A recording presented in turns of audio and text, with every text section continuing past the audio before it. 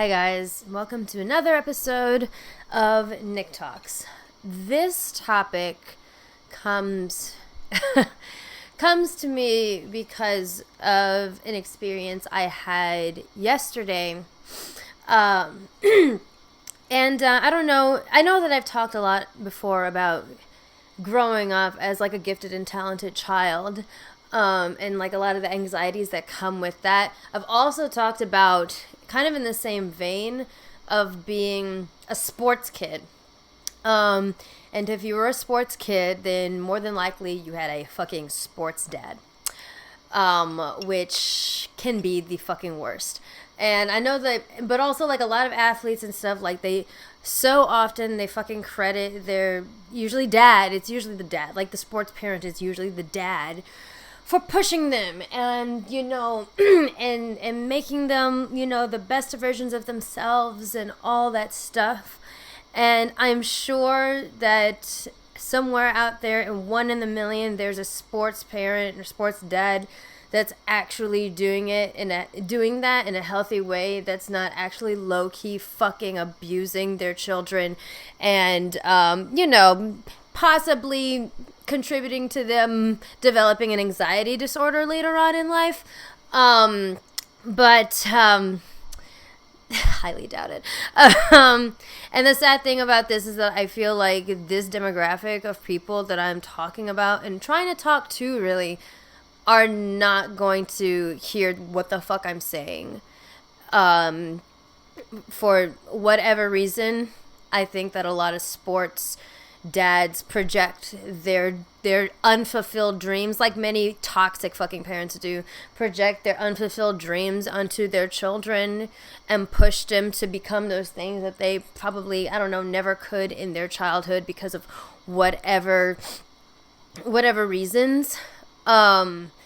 And like, you know, just like honestly, like, you know, push their child to be, you know, quote unquote the best version of themselves for selfish reasons. And it's not even like really the best version of themselves. Like, I know my dad, like, he wanted to join the Air Force because his dad was in the Air Force. He wanted to play pro ball, or like he was going to, but I don't know, like something happened that now he resents his fucking mom for, and he couldn't join the Air Force because of, I don't know, some physical whatever. And so guess what? Guess who he pushed into doing sports and into going into the Air Force? That's right, fucking me. And and so like I wish when I was playing sports and really doing anything when I was young that someone had told me, hey, it's just a game. I really do wish that, because I'm already like naturally a competitive person, but the way that my dad just emotionally scarred me by quote unquote pushing me, like really instilled this very deep-rooted idea in my mind that losing is truly not an option. And if you lose, the moments in which you lose, you are inherently a loser and you lose your worth, basically.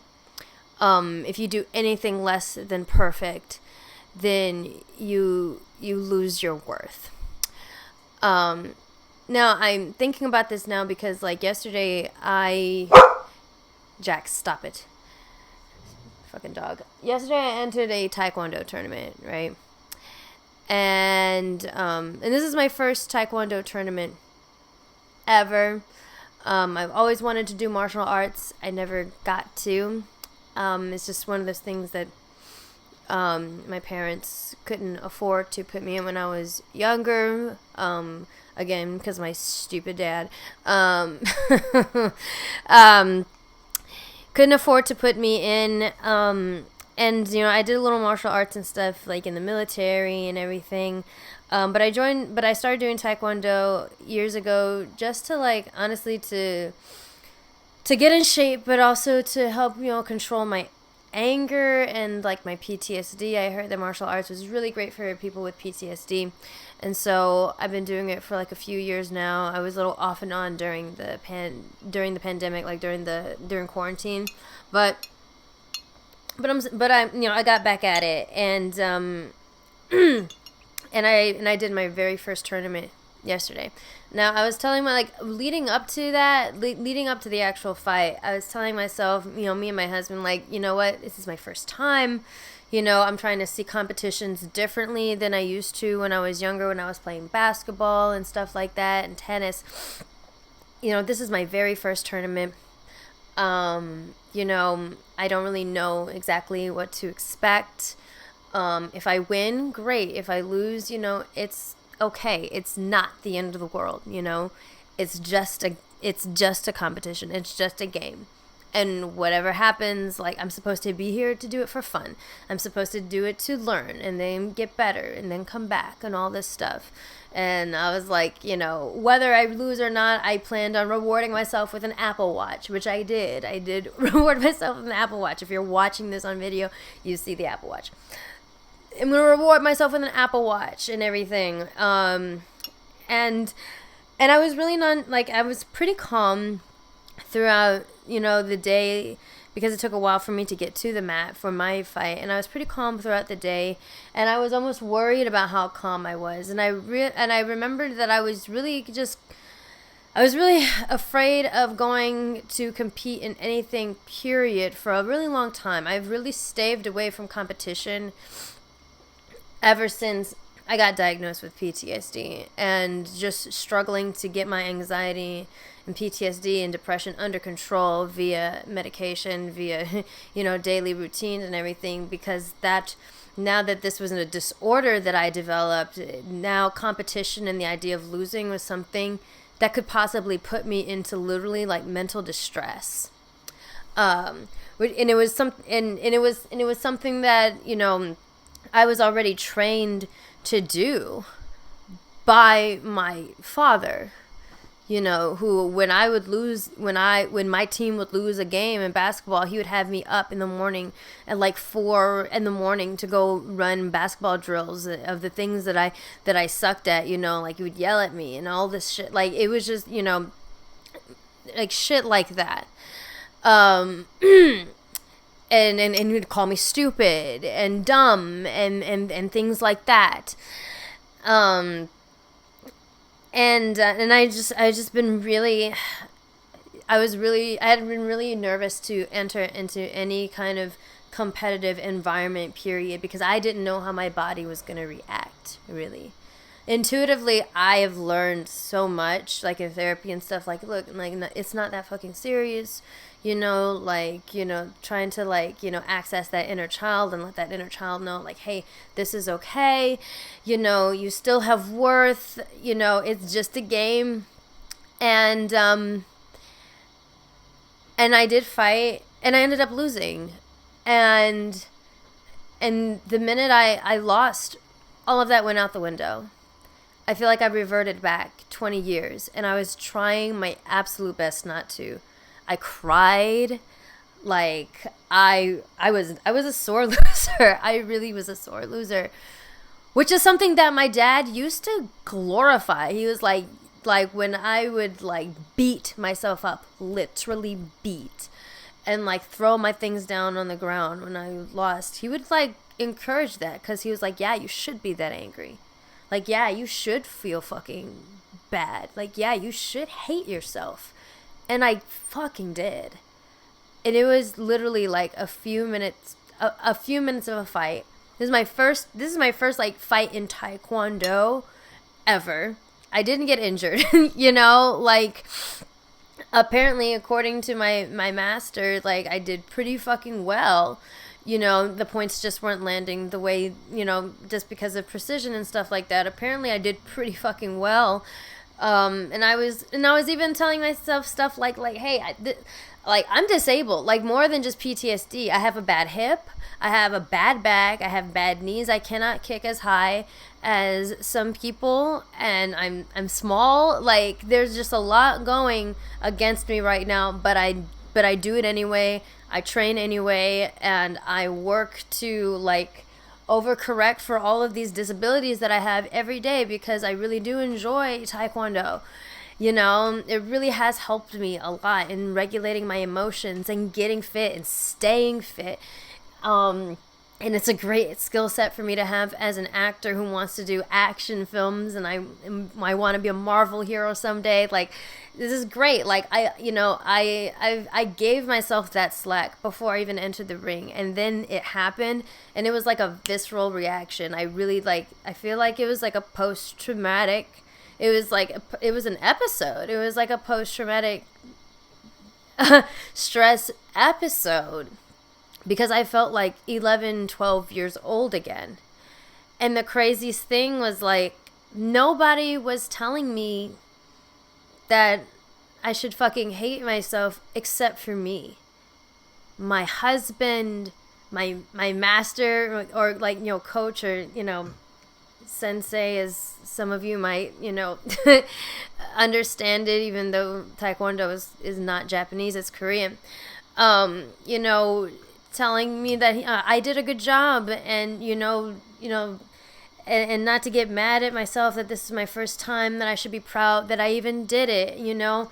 And my husband's like, hey, you know, you said, you said, you know, we're gonna get an Apple Watch regardless of the outcome of this match. You know, you're gonna reward yourself for even doing this, because this is a big deal for you to. And at 29 years old, almost 30, like not a lot of people, you know, at your age can even do this.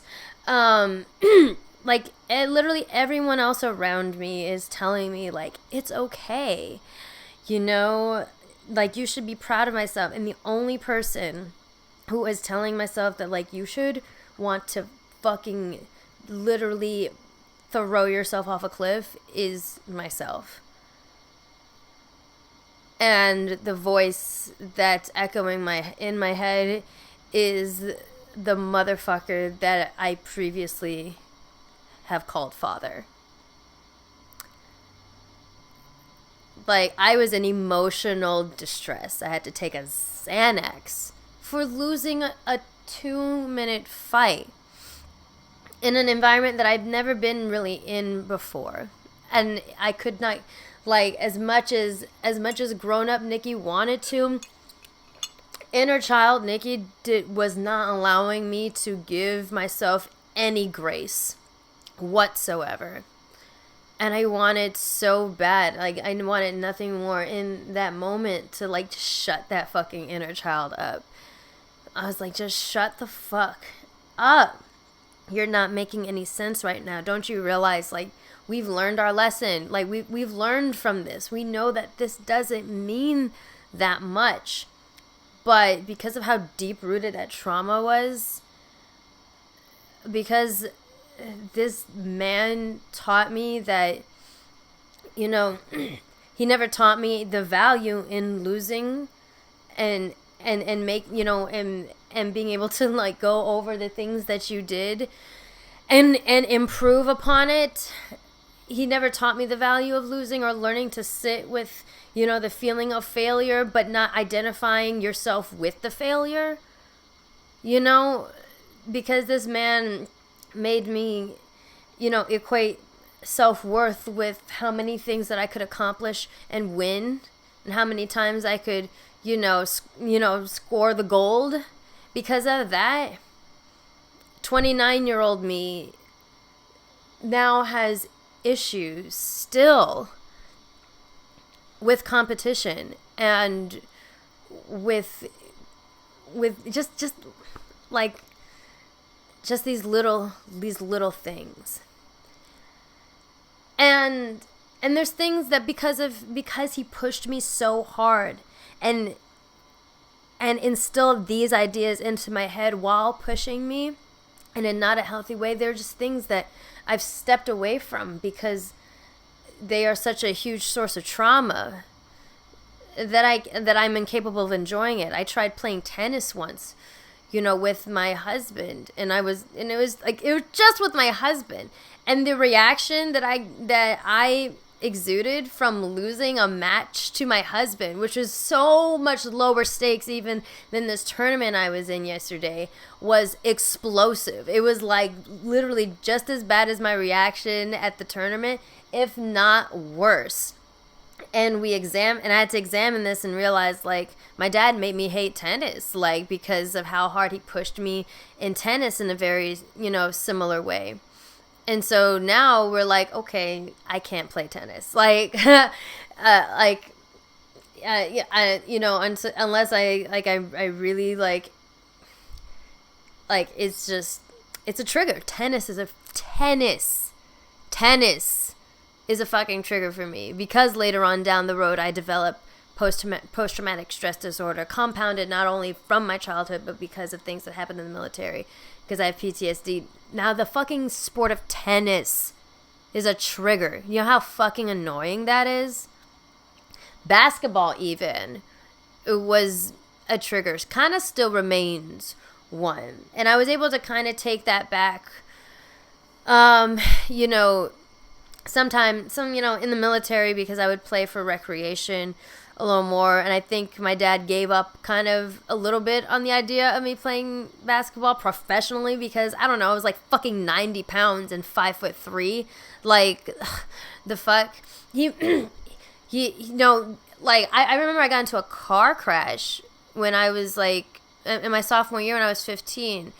And it was so bad I got whiplash. I had to be taken away in an ambulance to the emergency room. And I remember that my first thought was, thank God I won't have to go to basketball practice for at least 2 weeks, because I got injured in a car crash, and I was happy. At the time I thought that was hilarious, but now I'm like, what the fuck did you do to me that I was happy to be in a car crash? What the fuck did you do to me? That was like the best 2 weeks of my sophomore year. That I wouldn't have to play basketball. And that's still something that I don't really do that often, either. Clarinet, man. Like, I used to, I'm a jazz clarinetist, and I'm very good. I was very good. I was a prodigy. And my dad pushed me in that too. He made me practice that shit for hours. Like, in the bathroom of the hotel that we lived in, because he bankrupted us.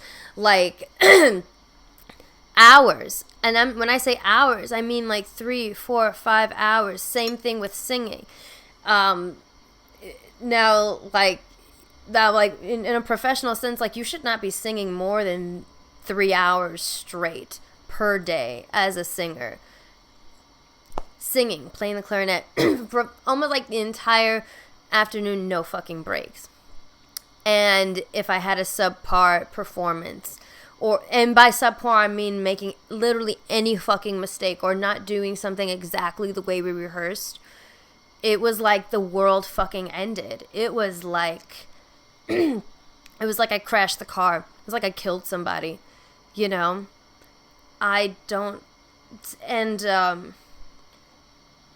fast forward to now, like, I have that clarinet sitting in the closet, and there is nothing that is calling, nothing has called to me to pick that thing up in years.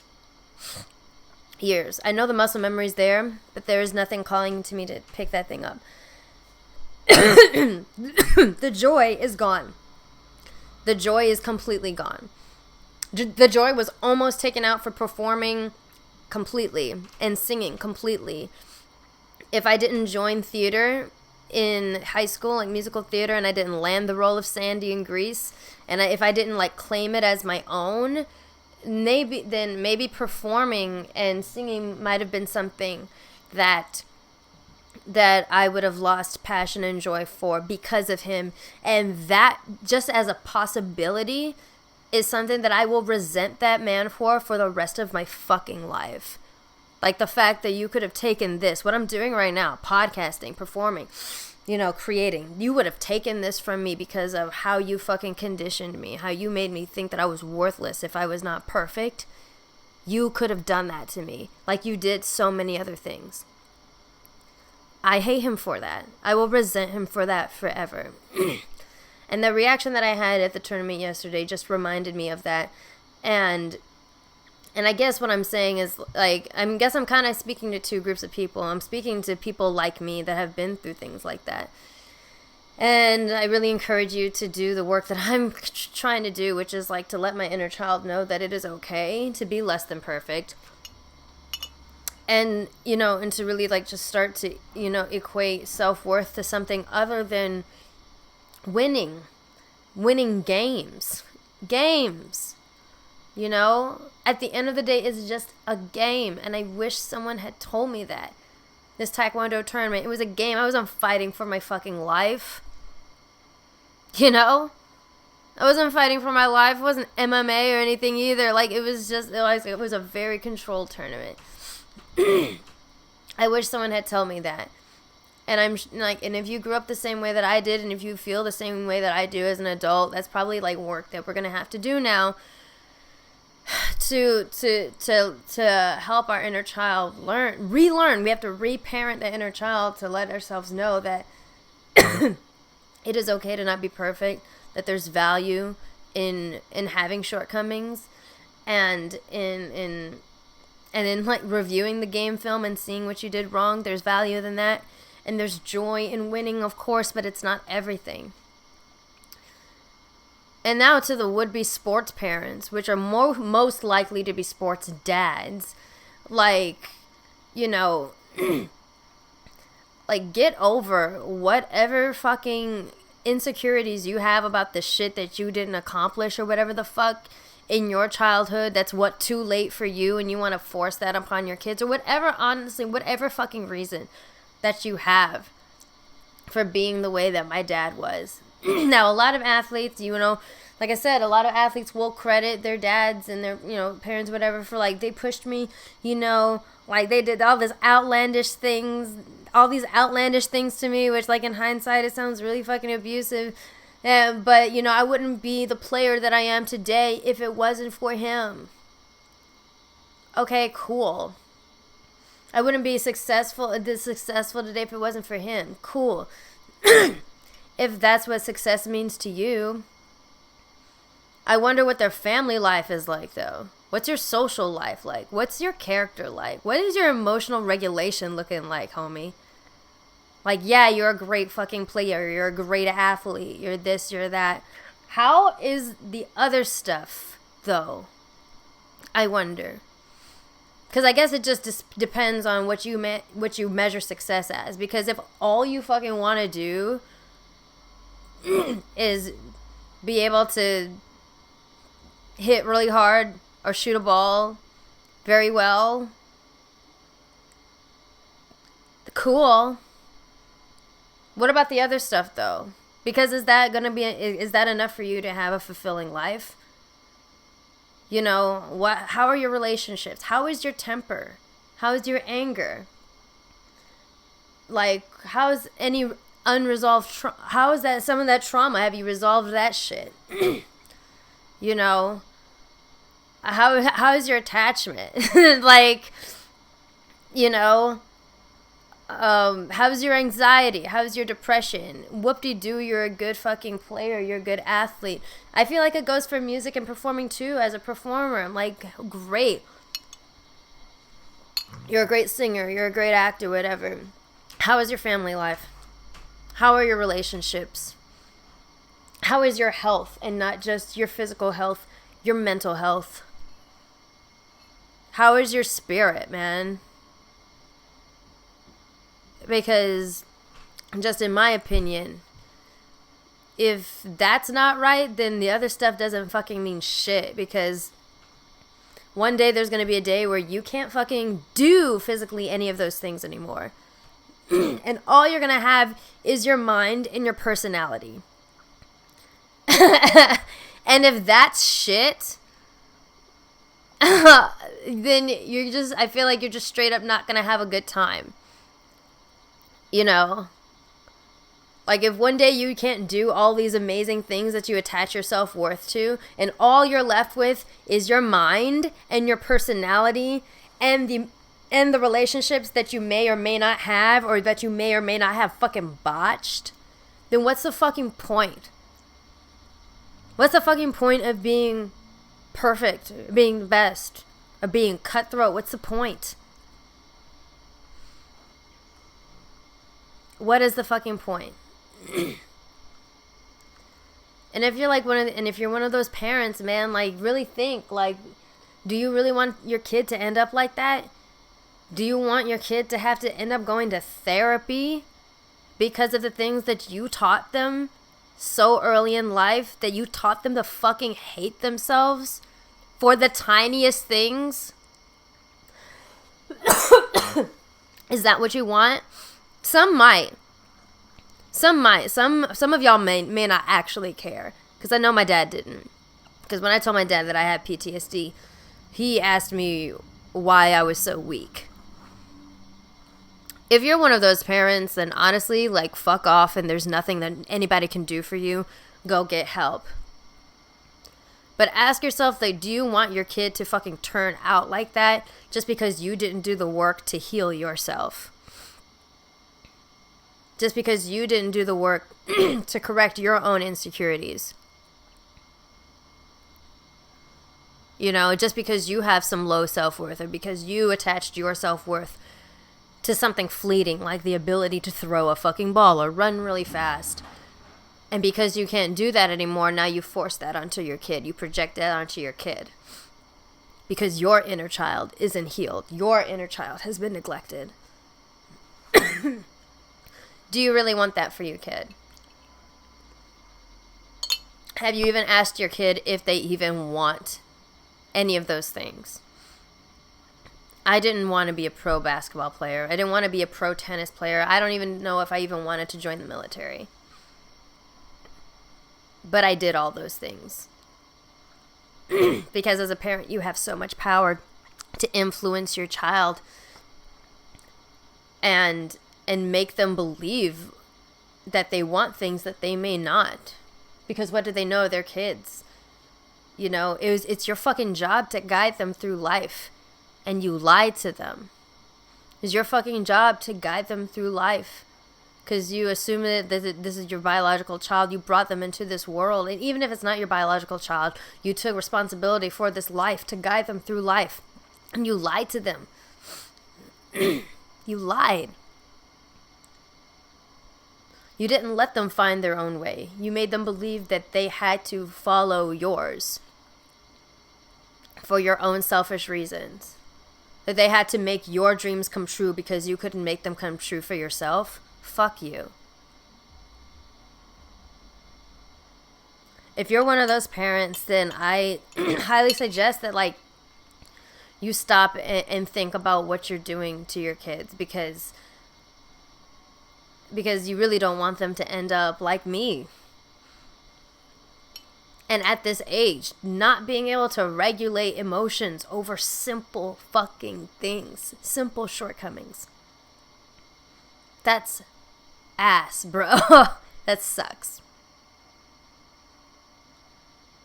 So, definitely something that now I know I need to look out for. And something that I know that even though I've been doing a lot of work to heal, this is something that will probably be with me for a very long time. And I have to monitor it.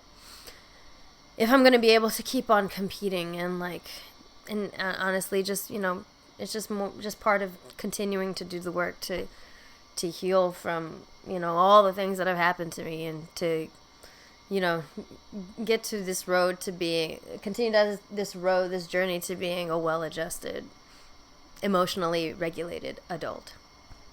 So yeah, that's my 2 cents on that. But thank you for listening.